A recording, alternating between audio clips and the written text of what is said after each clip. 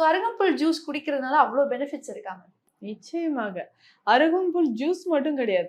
சித்த மருத்துவத்த பொறுத்த வரைக்கும் நெறைய மெடிசின்ஸ்ல இத நம்ம சேர்க்கிறோம்.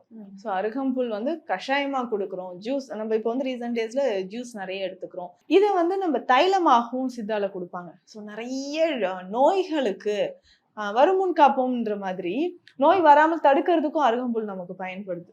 ஸோ முதல் மூலிகை அப்படின்னா இந்த அருகம்புல் சொல்லிடலாம். ஸோ அதனால தான் எப்பவுமே நம்ம வந்து பார்த்தோம்னா ஒரு இறை வழிபாட்டோட சொல்லிட்டு தான் ரூல்ஸ் இதை ஃபாலோ பண்ணுங்க அப்படின்னா ஒரு ஹெல்த் ரிலேட்டடா இருக்கக்கூடிய ஒரு விஷயத்த நம்ம கிட்ட சொல்லுவாங்க. அப்பதான் நம்ம கரெக்டா ஃபாலோ பண்ணுவோம். அருகம்புல்லும் அந்த மாதிரி தான். ஸோ அப்போ இது நம்ம வாழ்க்கையோடயே தொடர்ந்து வந்துகிட்டே இருக்கணும். அருகம்புல்லோட எப்படி மஞ்சள் நம்ம வாழ்க்கையோட தொடர்ந்து இருந்துகிட்டே இருக்கோ அந்த மாதிரி தான். ஸோ குழந்தை பருவத்துல ஏற்படக்கூடிய பிரச்சனைகள்ல இருந்து வயதானவர்கள் வரைக்கும் அருகம்புல் ரொம்ப முக்கியமானது. ஸோ அருகம்புல்லோட வேர் இருக்கு இல்லைங்களா, அதுக்கு உள்ள சின்ன சின்ன கிழங்கு மாதிரி இருக்கும். ஸோ அது எல்லாமே மருத்துவ குணம் நிறைஞ்சதுன்னு சொல்லலாம்.